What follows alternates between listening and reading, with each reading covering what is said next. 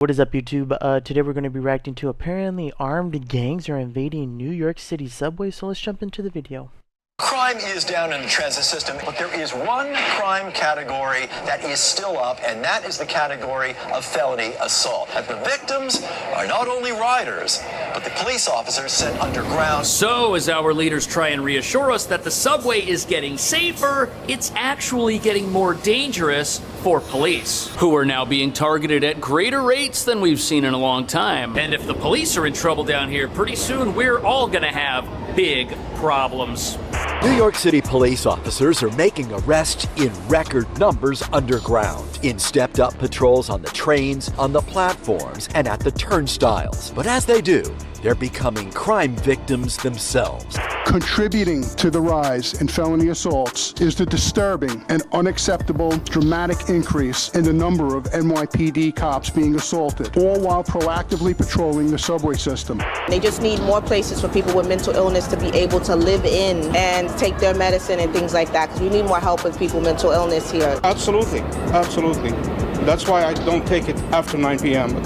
Suspects in both those recent high-profile cases were promptly arrested, thanks in part to an already... You know, it's going to go back to the city. Are they going to have the money and do it? It's just a dead cause. You know, every city's dealing with that shit. You know, now you're attacking the cops. That's really unfortunate, let alone the civilians that take the subway are getting their ass beat too. So, I mean, it's going to get to a point that, you know, like that guy said, no one's not going to take the subway late at night. And hell, I wouldn't even do it myself, you know. But they got some shit going on down there. You know, people attacking people, lighting people on fire, stabbing people, shooting people. I'm not saying other cities don't have the same shit, but it's New York. You know, they got bigger population, more shit to deal with. And obviously, the crime in the subway, could it go down? Maybe, maybe not. Who knows? You might have to put some SWAT up in that bitch, or military. Honestly, they need to put the fucking military up in that bitch to shut that shit down if people are gonna get attacked, and just like police officers are gonna get attacked too. So come on. Already heavy police presence in the subway system and an extensive network of MTA cameras. It's these types of crimes riders say worry them the most. You see how I'm like positioned here so I won't get pushed off the train? But officers are under orders to enforce so-called quality of life offenses like fare beating. And as they do, they're often confronted by the unstable people who are menacing riders.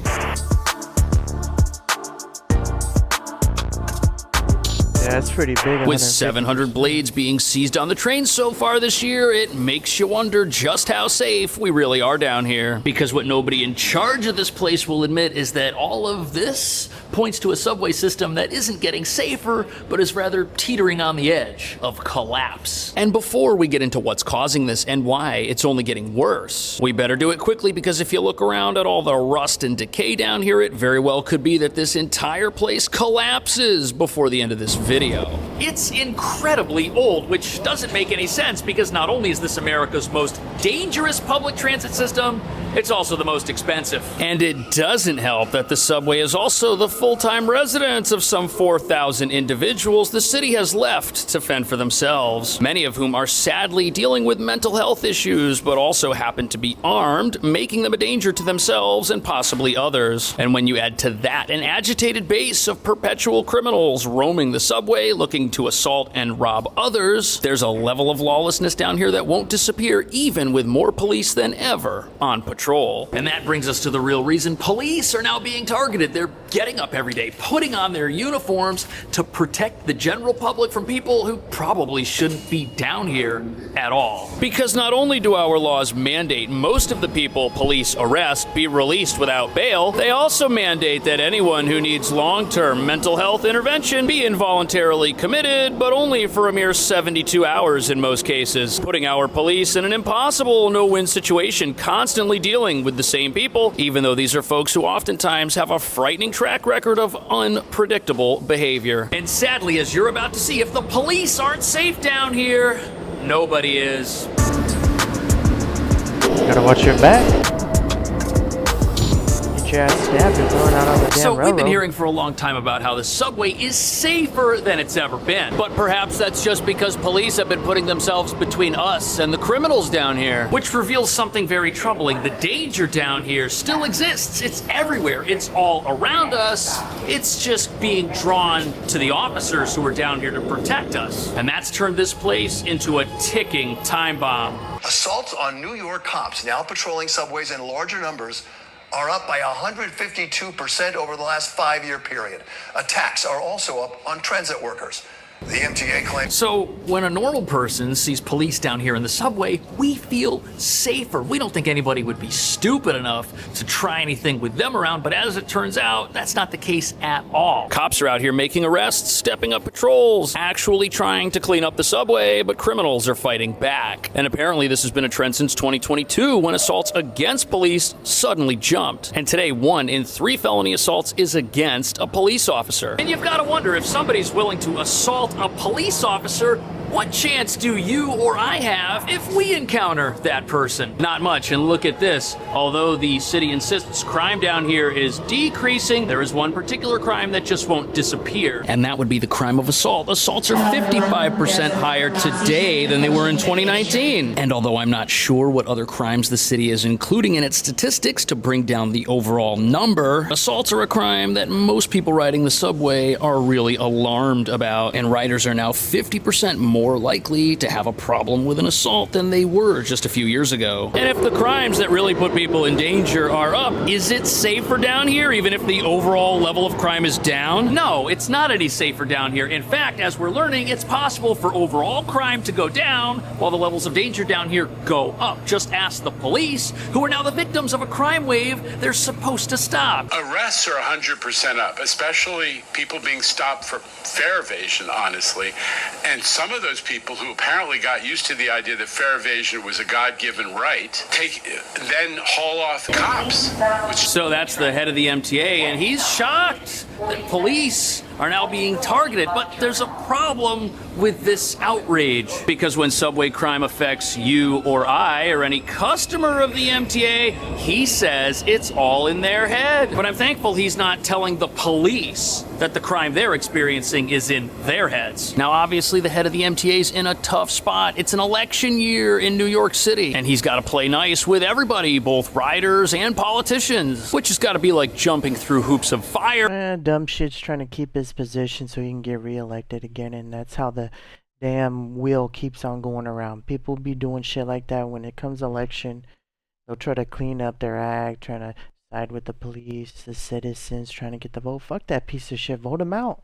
He's the one that's causing all this bullshit. He don't care about the people that get on the railroad. He don't care about the damn police that are down there getting assaults. All bullshit. Every time the news cameras are pointed at you. But he brings up a very frightening statistic. All these assaults on police are taking place when they go about combating a problem progressives say isn't a big deal, and that would be fare evasion, something that costs the city $800 million a year when people go through turnstiles like this without paying. Or these right here, which were actually introduced to decrease fare evasion because the thought was they'd be so easy to use, nobody would jump. If you're wondering, this is one of those expensive pilot programs the city spends its money on instead of hiring more police to keep us safe down here. But we're constantly told by progressives that fare evasion's not a big deal. In fact, these are the same people who believe that all public transit should just be free. But studies show that oftentimes folks who've evaded the fare then go on to commit a much more egregious crime once they're inside the subway. And now we hear from the head of the MTA himself that folks evading the fare are also the ones engaging in combat with law enforcement when they get busted, revealing that a lot of what goes on down here is not only not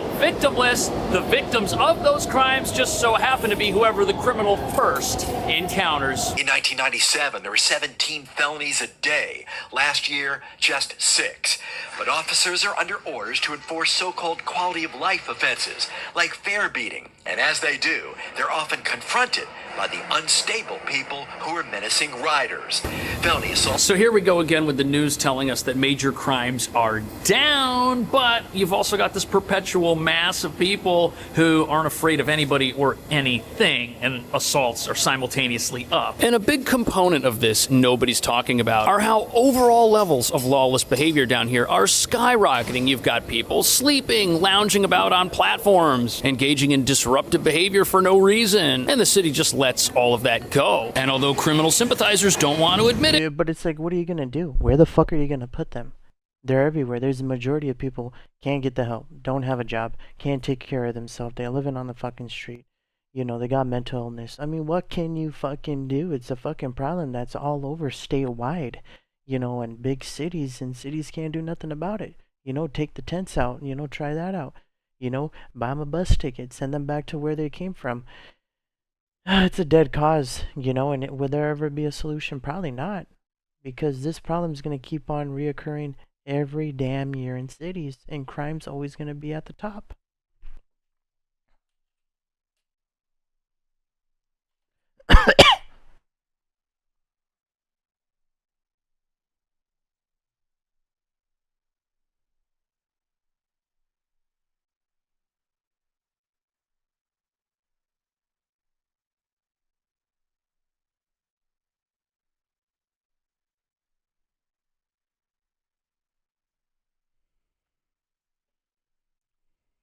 rampant disorder just attracts more criminals and more lawless behavior, not less. In fact, since we're now punishing less crime than ever before, we're creating an army of entitled criminals. And we shouldn't be surprised when they lash out at the authorities the one rare instance where they do get confronted about doing something that they shouldn't be doing. And this is going to wear out and demoralize our officers. They can't put up with being the brunt of a crime wave forever. And once they're gone, that crime wave is just going to go back to targeting people like you and me. 33% of the felony assaults, the victims are police officers. 7% of the victims are transit workers. And MTA officials said today that many of those arrested are repeat offenders, some with multiple arrests in the same year. Well, tonight. Isn't that crazy? As a police officer in this city, it's your job today to arrest the same person you arrested yesterday for the same thing they did yesterday. And although most proponents of law and order disagree with progressives who say criminals will learn lessons from this constant arrest and release cycle, the criminals who make it down here are learning lessons, all right. They're learning how to interact with police and evade them and the limits of their power to arrest and detain someone, which is not what we want. We don't want criminals learning how to evade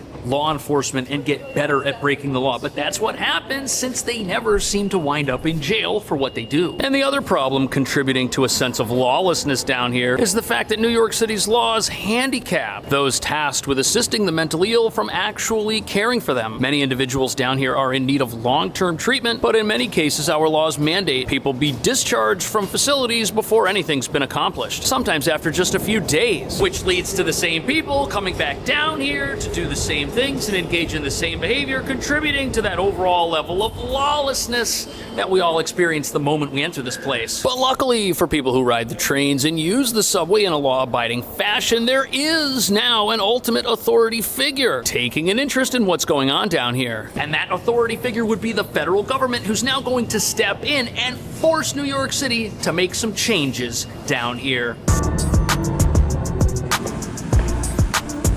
Yeah.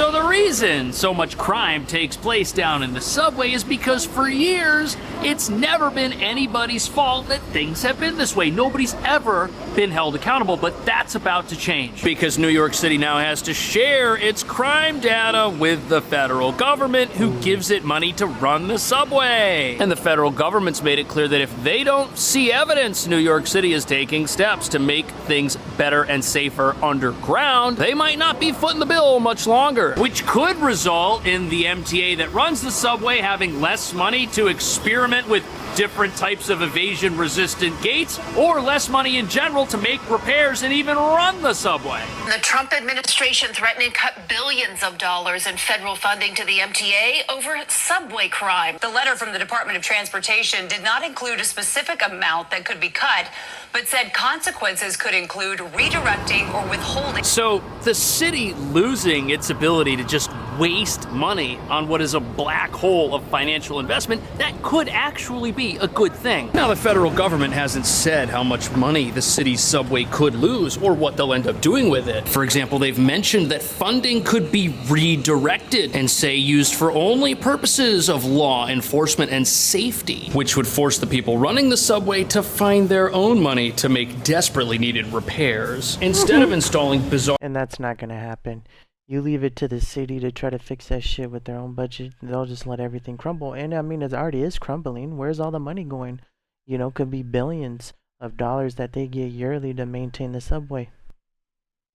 I don't know, seems kind of suspicious. Are benches like this at stations where many people in the past have been found sleeping. Why else would they build something like this, which you can't even sit down on? Unless it was your mission to waste money on things that don't actually help people who don't have a place to stay. But the most unbelievable aspect of this is, even though everybody knows the subway is not in a good place right now, our leaders are still out there defending it, even though assaults are up 55% in general and up over 150% on police. I feel like the kid who gets called on the teacher when you actually done your homework. We have done so much to improve subway safety. MTA Chair Jano Lieber is seeming to adopt a what me worry attitude about the latest round of threats from the Trump administration.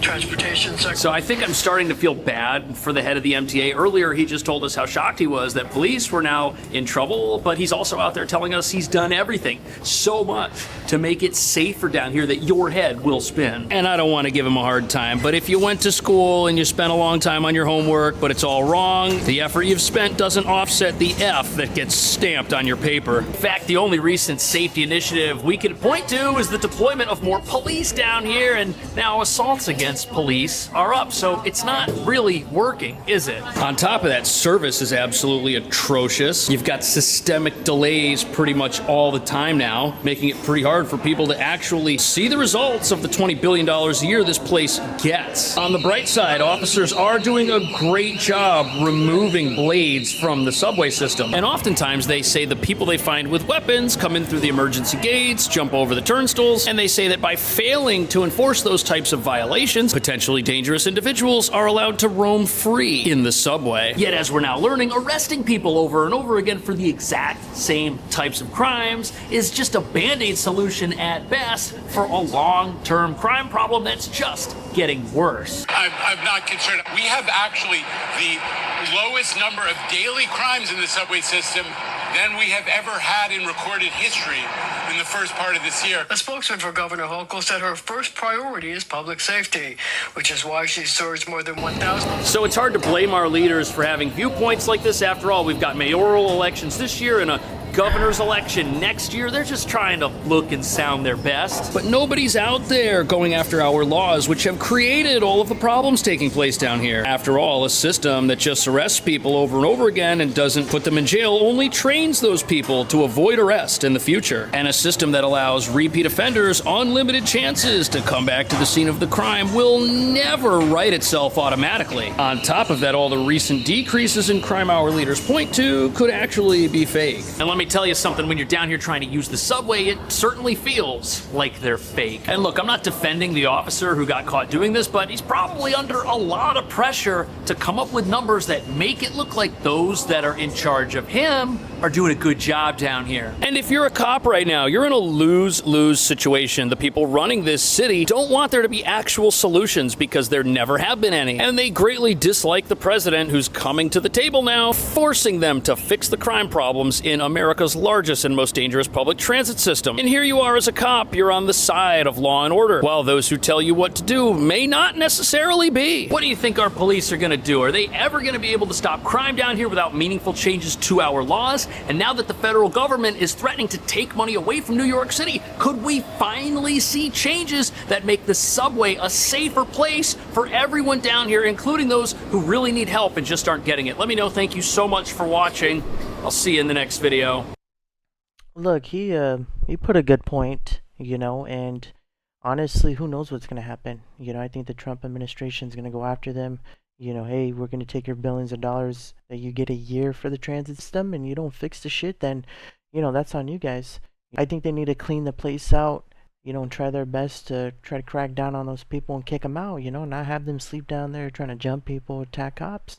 A very interesting video. I liked it. Don't forget to sub, like, comment. Let me hear your opinions about what the hell has been going on in the subway in New York. And I'll catch you guys later. Peace.